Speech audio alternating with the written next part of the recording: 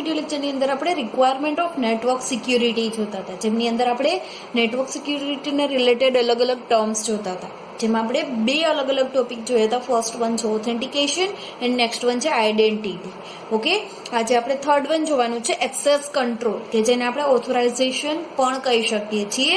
શું છે એમનો meaning? This refers to the ability to control the level of access that individuals or entity have to the network or system and how much information they can receive.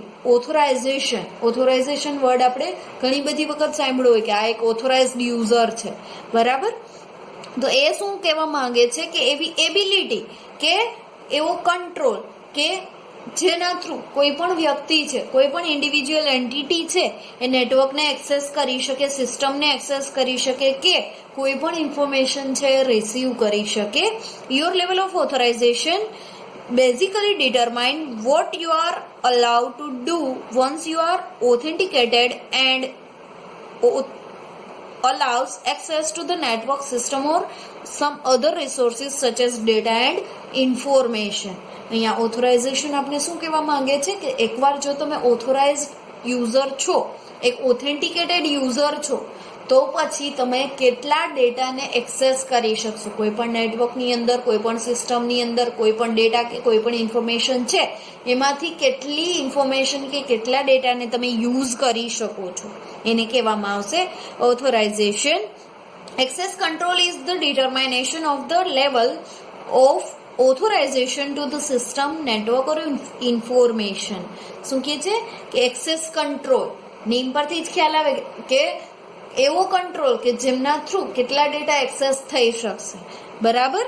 તો આ એક authorisation છે કોઈ પણ system કે કોઈ પણ network માટે, બરાબર? ત્યાર પછી નેક્સ્ટ વન છે અવેલેબિલિટી. અવેલેબિલિટી આપણે શું કહેવા માંગે છે? તો this refers two whether the network system, hardware or software are reliable and can recover quickly or completely in the event of the interruption in service. Ideally, this element should not be susceptible to denial of service attack.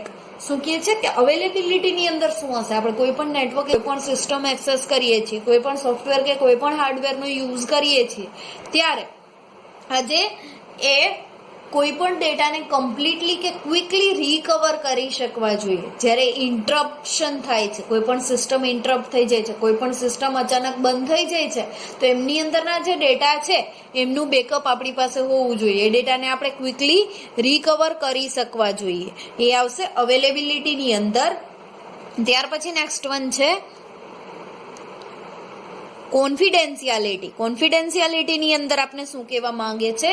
તો this can also be called privacy or secrecy and refers to the protection of information from unauthorized disclosure. શું કહેવા માંગે છે કે કોન્ફિડેન્શિયાલિટીનો meaning શું થશે? એક ટાઈપની પ્રાઇવસી, કોઈ પણ ઇન્ફોર્મેશન છે એમને પ્રોટેક્ટ કરવામાં આવે, કોઈ પણ અનઓથોરાઇઝડ યુઝર એમનો યુઝ ના કરે કે એમનો મિસયુઝ ન થાય એમના માટે.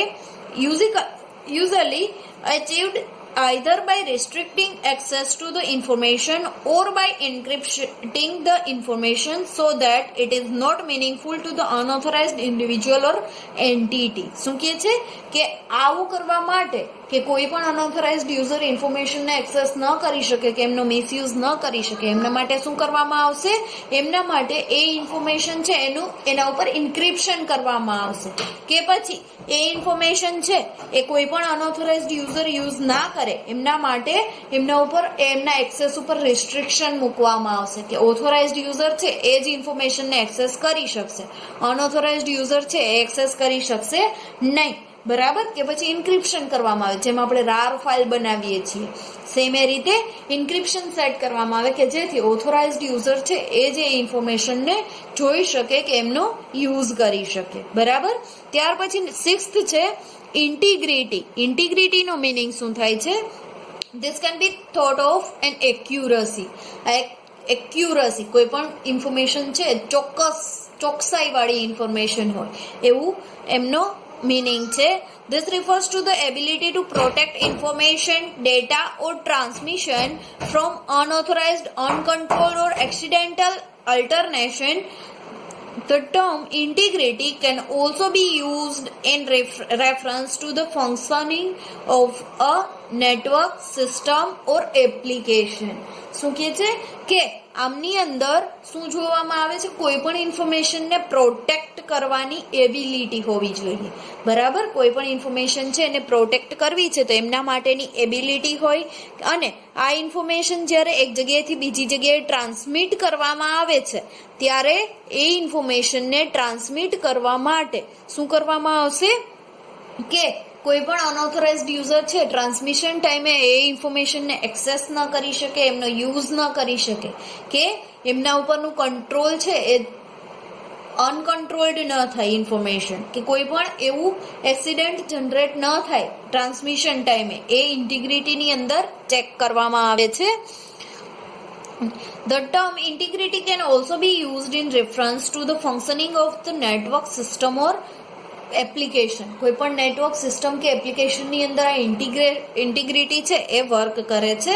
When used in reference to information or data, there are several requirements for integrity. જ્યારે કોઈ પણ ડેટા કે ઇન્ફોર્મેશનની અંદર ઇન્ટિગ્રિટી વર્ક કરે છે ત્યારે એમની સેવરલ રિક્વાયરમેન્ટ છે, થોડી રિક્વાયરમેન્ટ છે. કઈ? તો first, data must be consistent with internal requirements. For example, arithmetic calculation must be accurate. શું કહે છે કે કોઈ પણ ઇન્ટરનલ રિક્વાયરમેન્ટ છે એ એક્યુરેટ હોવી જોઈએ. બરાબર, જેમ કે કોઈ પણ એરિથમેટિક કેલ્ક્યુલેશન છે બિલિંગને રિલેટેડ કે એવી કોઈ પણ એરિથમેટિક કેલ્ક્યુલેશન હશે એ એક્યુરેટ હોવી જોઈએ, એમાં કોઈ પણ જાતની ભૂલ હોવી જોઈએ નહીં. બરાબર.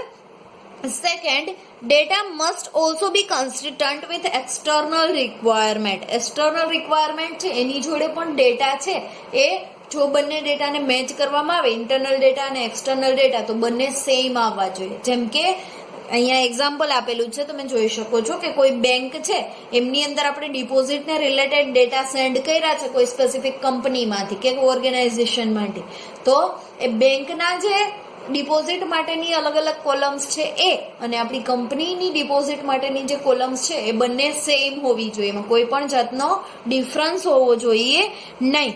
બરાબર. ત્યાર પછી નેક્સ્ટ વન જોઈએ તો data must be timely and complete. કોઈ પણ ડેટા છે એ સ્પેસિફિક ટાઈમે અને કમ્પ્લીટલી હોવા જોઈએ, આખા કમ્પ્લીટ હોવા જોઈએ, અધૂરા ડેટા હોવા જોઈએ નહીં. બરાબર. Data integrity is achieved by preventing unauthorized or improper changes to data, ensuring internal and external consistency, and ensuring that other data attributes are consistent with requirements. શું કહે છે, ડેટા ઇન્ટિગ્રિટી છે એ શું કરે છે, કોઈ પણ અનઓથોરાઇઝ્ડ કે ઇમ્પ્રોપર ચેન્જીસ, પ્રોપરલી ચેન્જ ન થાય ડેટાની અંદર, એ અટકાવવાનું વર્ક કરે છે.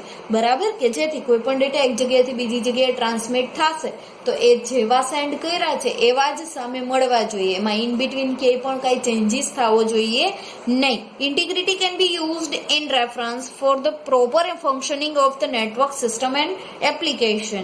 For example, when the term integrity is used in reference to the system, it means that the system behave according to design, specification or explanation, even under adverse circumstances such as attack or disaster. System integrity remains high under duress. શું કહે છે કે integrity જે છે એમની અંદર proper functioning કરવામાં આવે છે. જેવી રીતે ફંક્શનિંગ કરવાનું સેટ કર્યું છે, કોઈ પણ નેટવર્ક છે, કોઈ પણ સિસ્ટમ છે, કોઈ પણ એપ્લિકેશન છે, એમની અંદર જ્યારે સિસ્ટમને રિલેટેડ ઇન્ટિગ્રિટી જનરેટ કરવામાં આવે છે ત્યારે એ જોવામાં આવશે, એ ચેક કરવામાં આવશે કે સિસ્ટમની ડિઝાઇન જે ટાઈપની છે, એમનું સ્પેસિફિકેશન જે ટાઈપનું છે, એમનું એક્સપેક્ટેશન જે ટાઈપની છે એ જ ટાઈપની સિસ્ટમ વર્ક કરે છે કે નહીં એ ચેક કરવામાં આવશે. પછી કોઈ પણ અટેક થાય, કોઈ પણ ડિઝાસ્ટર હોય તો પણ એ સિસ્ટમ પ્રોપરલી વર્ક કરતી હોવી જોઈએ, એ ઇન્ટિગ્રિટીમાં જોવામાં આવે છે. ત્યાર પછી નેક્સ્ટ વન છે અકાઉન્ટેબિલિટી. અકાઉન્ટેબિલિટીમાં શું છે, તો this refers to the ability to track and or audit what an individual or entity is doing on the network or system. શું કહે છે કે આમની અંદર કોઈ પણ ઓડિટને રિલેટેડ ઇન્ફોર્મેશન કોઈ ઇન્ડિવિજ્યુઅલ વ્યક્તિ